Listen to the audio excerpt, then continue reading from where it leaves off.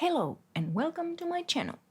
Today I'm going to show you how to make a kick or a snare out of literally anything. I'll be going over a drum design technique that I often use, which makes it very easy to create multiple different sounding kicks and snares in one session. So the basic idea is to synthesize the low end of a kick and a snare, and then layer on top these recordings of random things to create the top end of the sample. So you're kind of dividing the sounds into the top part and the low end part, and this way it's very easy to just like keep switching and then just exporting out new samples. So let's get started with the recording. You can pretty much use any mic you like, even your phone if you don't have anything else available. The integrity and quality of the recording is not necessarily that important here. Well, anyway, here are some ideas on things to record.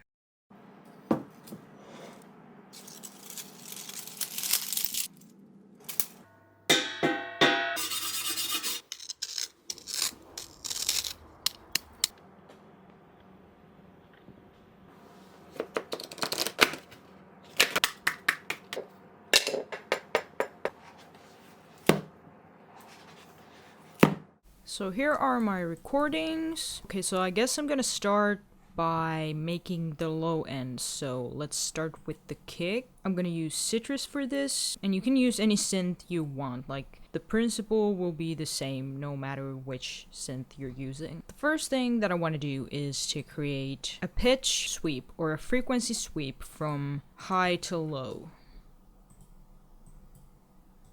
Like this. And the curvature of the sweep kind of changes the frequency content, or like if I make it curvy and very fast, there's gonna be like a more pronounced click at the transient, but if I make it straight and a little bit slower, it has a little bit more mid-range. If you are using Citrus, you can turn up this phase knob a little bit, so this will give this very pronounced click on the transient.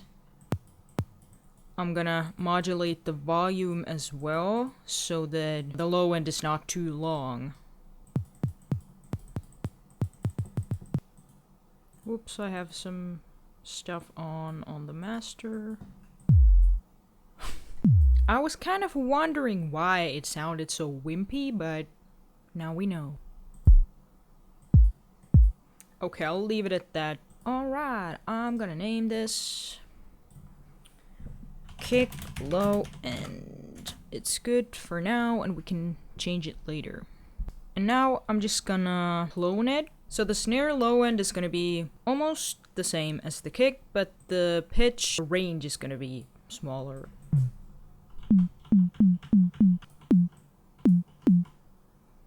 Something like that, and then the volume envelope is also going to be a little bit different.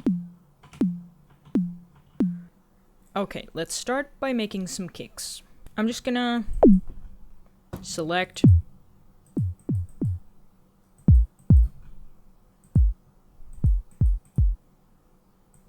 F. So let's see what we have here. I kind of like this branch breaking sound. So I'm going to take this and put it on top. So yeah, here's the basic idea. You're just going to start layering all these weird different recorded sounds on top of this low end and basically see what's going to happen.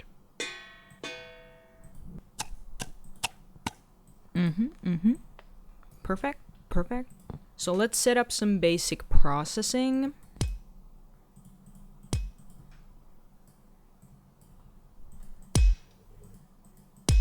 I'm gonna saturate it a little bit. And finally, limiter.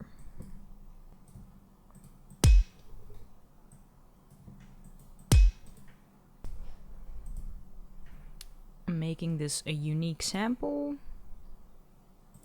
I'm going to automate the volume so that I can remove that noise at the end. And at the same time, I'm going to make this clingy sound a little bit lower in level.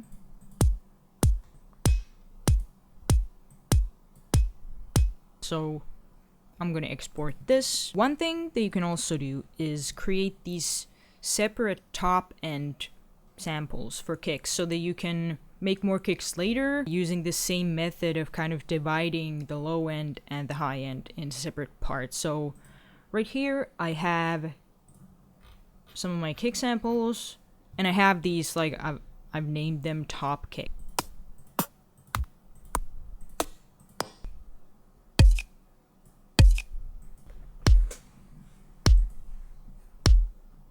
Okay, let's move on to the snare. I'm just gonna fix this.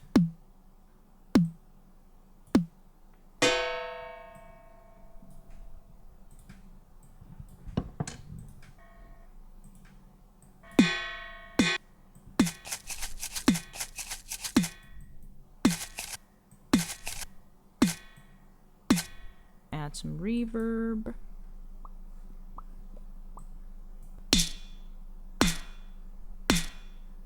I used the noise, like background noise from the recording, and layered that with my snare, so